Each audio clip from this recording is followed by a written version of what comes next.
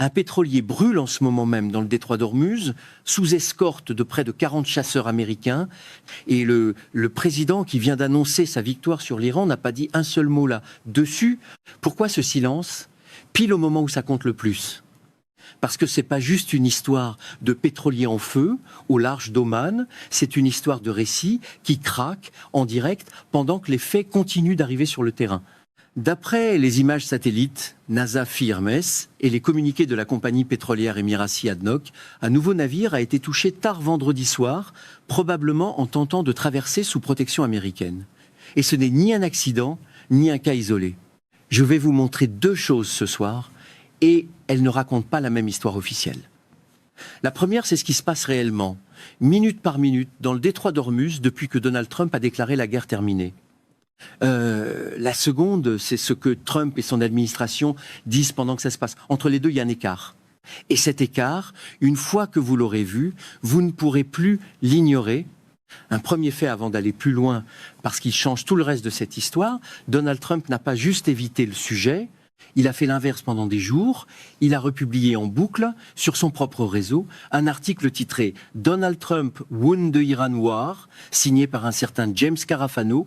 Pete Hegseth, son secrétaire à la Défense, a repartagé le même texte derrière lui. Alors une question toute simple. Si la guerre est vraiment gagnée, pourquoi un pétrolier brûle-t-il encore cette nuit dans le même détroit ? Voilà pour le fait numéro 1.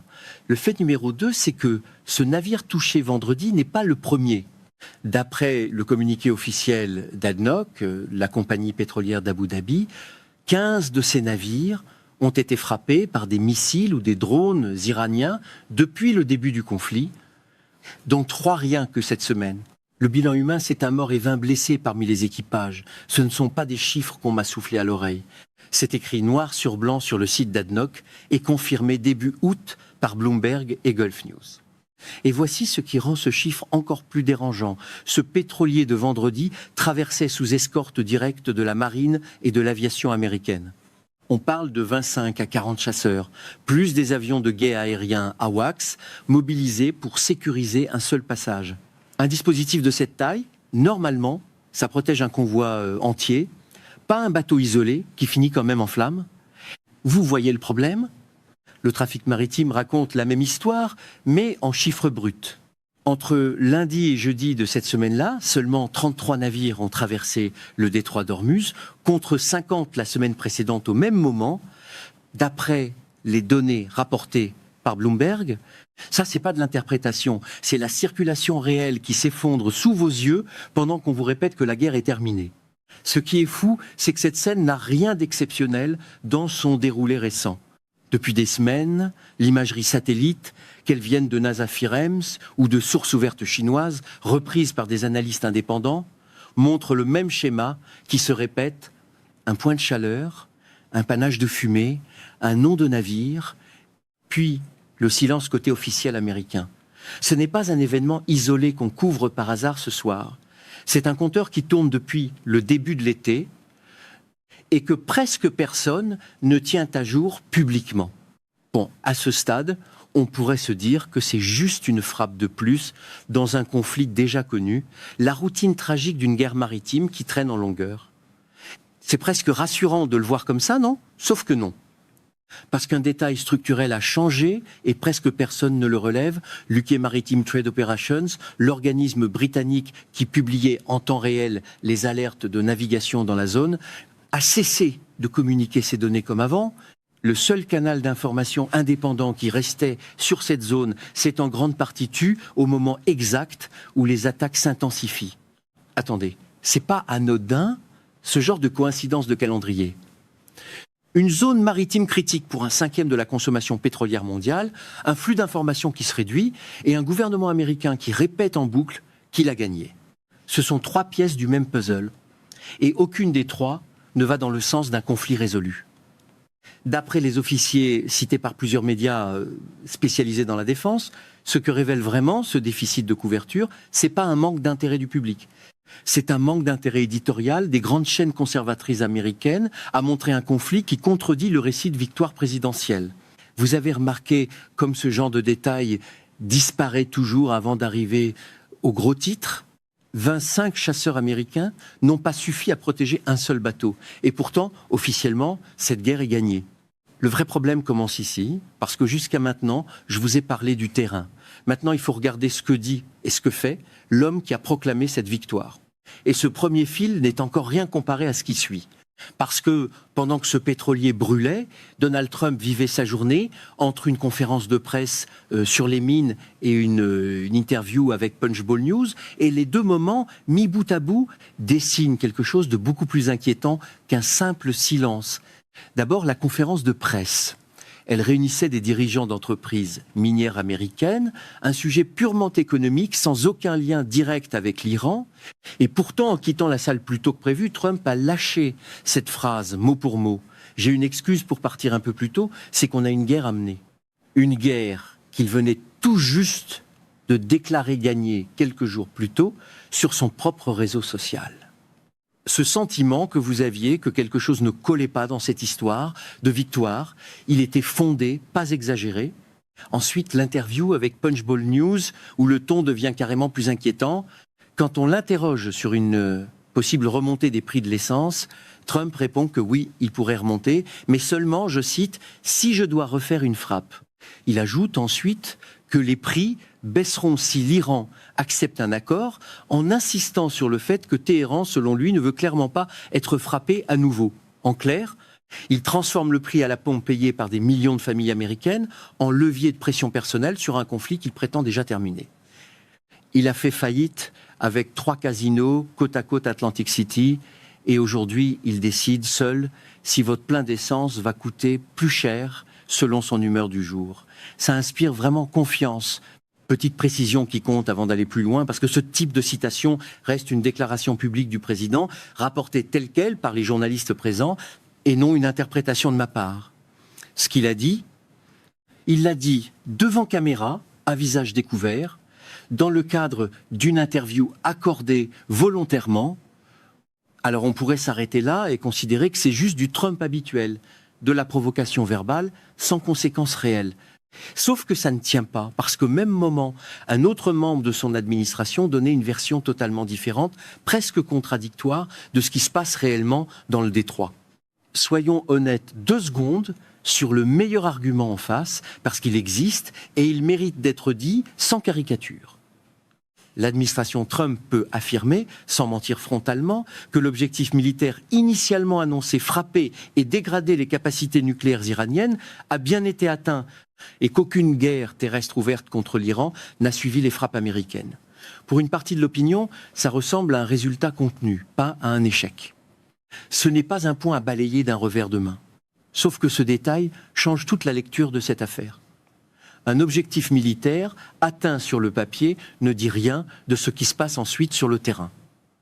Et ce qui se passe ensuite, ce sont des marins qui meurent, des navires qui brûlent semaine après semaine, et des alliés régionaux qui épuisent des stocks de défense entiers pour compenser un vide de sécurité que Washington ne comble plus vraiment.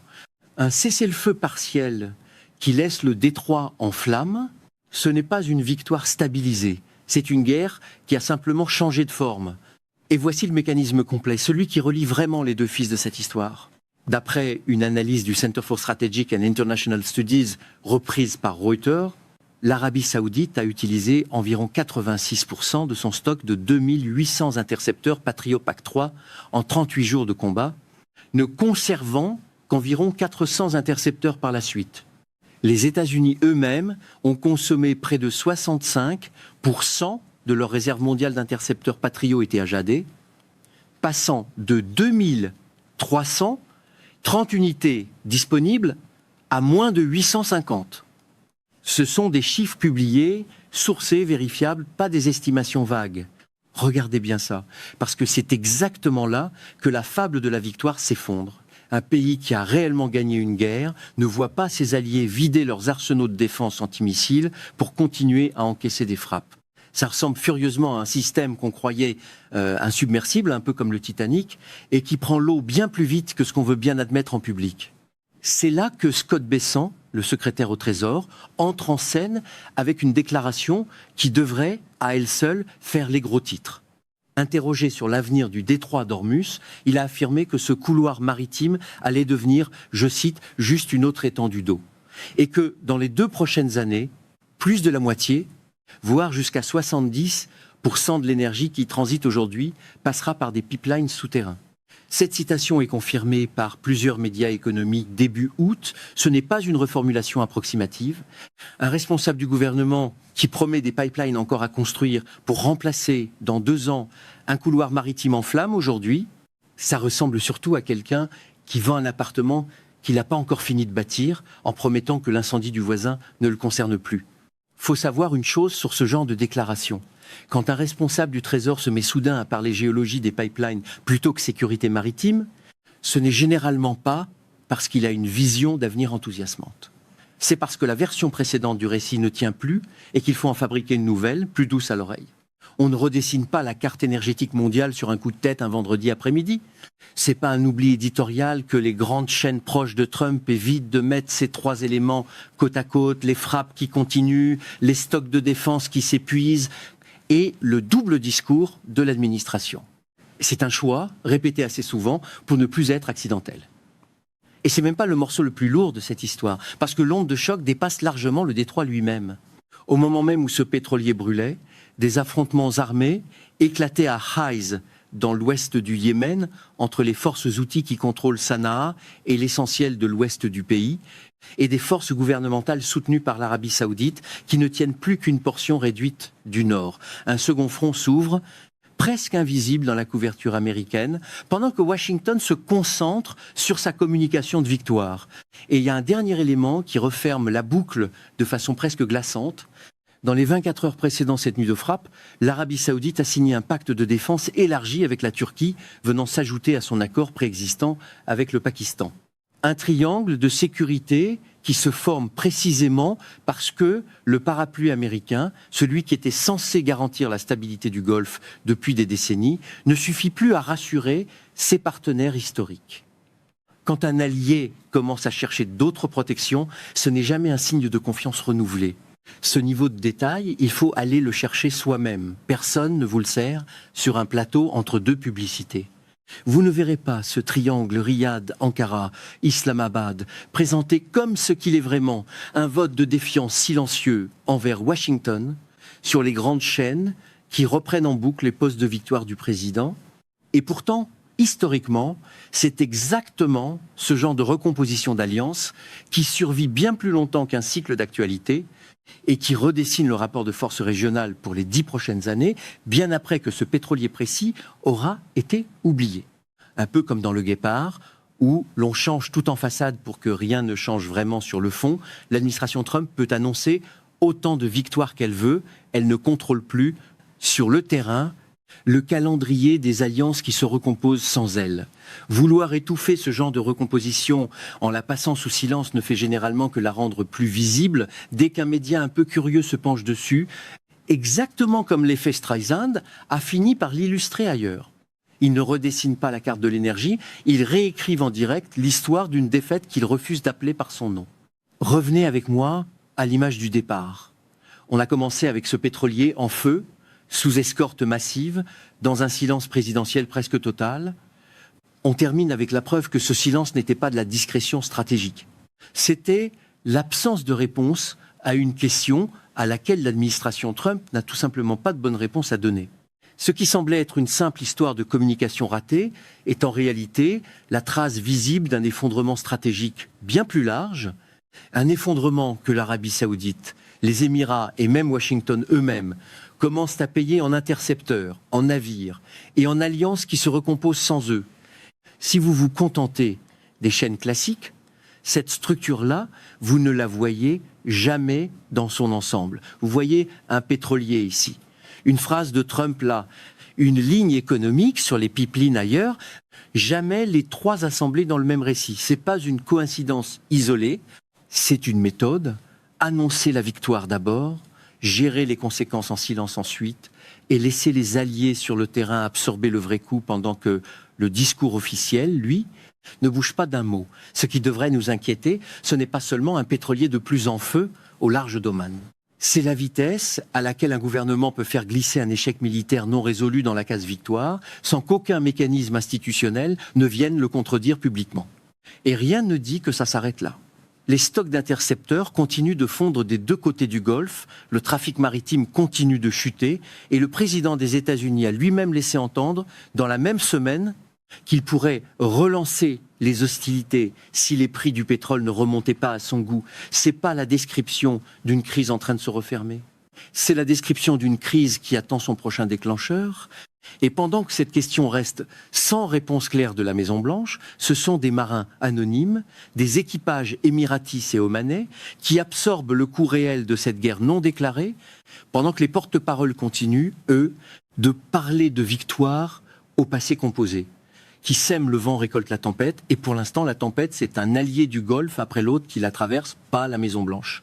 Je vous promets une chose, dès que la situation dans le détroit basculera, dans un sens ou dans l'autre, vous le saurez ici en premier, avec les sources, pas avec le résumé qu'on veut bien vous donner ailleurs. Abonnez-vous à la chaîne, et un like m'aide vraiment à faire connaître ce travail de vérification.